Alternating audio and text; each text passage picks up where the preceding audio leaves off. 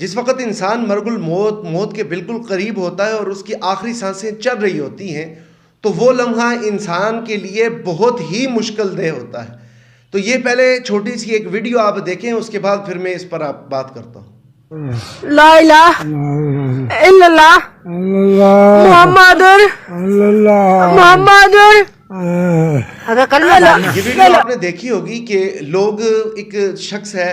وہ بالکل مرنے کے قریب ہے اور لوگ اسے بار بار اس کلمے کی تلقین کر رہے ہیں اور اونچی اونچی آواز سے کہہ رہے ہیں، اور پیچھے سے خواتین کی بھی آواز آتی ہے اور یہ کہتی ہیں کہ آپ کلمہ پڑھ لیں. تو کیونکہ مرنے کے وقت انسان کی جو کیفیت ہوتی ہے، جو حالات ہوتے ہیں، وہ انتہائی سخت قسم کے ہوتے ہیں. حالانکہ ترمذی کی ایک روایت ہے کہ اللہ کے رسول صلی اللہ علیہ وآلہ وسلم نے یہ فرمایا کہ جو آدمی مرنے کے قریب ہو اسے کلمے کی تلقین کرو. اور اسی طریقے سے 3 سے 4 روایات ملتی ہیں کہ جو شخص بھی،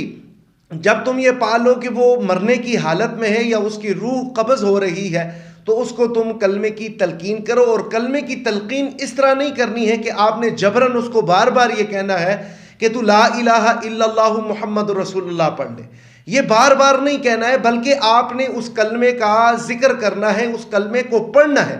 تاکہ آپ کے پڑھنے کی وجہ سے وہ جو مرنے والا ہے، جو قریب المرگ ہے، وہ اس کی زبان سے کلمے کے الفاظ نکل جا سکیں. اور اس کے ساتھ ساتھ یہ دوسری بات بھی یاد رکھیں کہ جب ایک شخص ایک مرتبہ کلمہ پڑھ لے، یعنی اس کی زبان پر لا الہ الا اللہ یہ الفاظ جاری ہو جائیں، تو اس کے بعد اس کو اس کلمے کی تلقین بے شک نہ کی جائے، کیونکہ حالات اضطراری اس پر جو کیفیت آ رہی ہوتی ہے وہ سخت قسم کی ہے. یہ نہ ہو کہ آپ کے اصرار کرنے کی وجہ سے اسے غصہ آئے اور اس غصے کی وجہ سے وہ ان الفاظ کو یا اس کلمے کا انکار کر دے اور وہ کہے کہ میں اس کلمے کو نہیں پڑھتا. تو یہ عام حالات ہیں، یہ حالات ہمیں دیکھنے بھی چاہیے، کیونکہ ظاہری بات ہے انسان کسی حالت میں ہے اور اس وقت اس پر کیا کیفیت گزرتی ہے یہ ہمیں سوچنا چاہیے. اس کے ساتھ ساتھ جو دوسری اسی کے ساتھ بات ہے وہ ضمناً یہ یاد رکھ لیں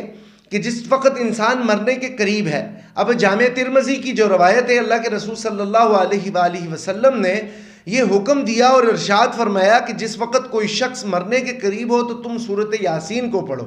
اور یہ بخاری کے اندر بھی ایک روایت لکھی ہوئی ہے کہ سورۃ یاسین کی فضیلت بھی یہی ہے کہ جس آدمی کا سانس نہ نکل رہا ہو یا اسے بہت زیادہ تکلیف ہو رہی ہو، اگر اس کے قریب بیٹھ کر آپ سورۃ یاسین کو پڑھیں گے تو اس کی روح آسانی سے قبض ہو جائے گی. تو یہ چند ایک چیزیں ہیں جسے ہم دیکھیں، سمجھیں اور اس پر عمل کریں، تاکہ اللہ کے رسول صلی اللہ علیہ وآلہ وسلم کی جو شریعت ہے کامل، اسی پر ہم یقین کریں اور اسی کو تھام کر اس معاشرے کے اندر چلیں.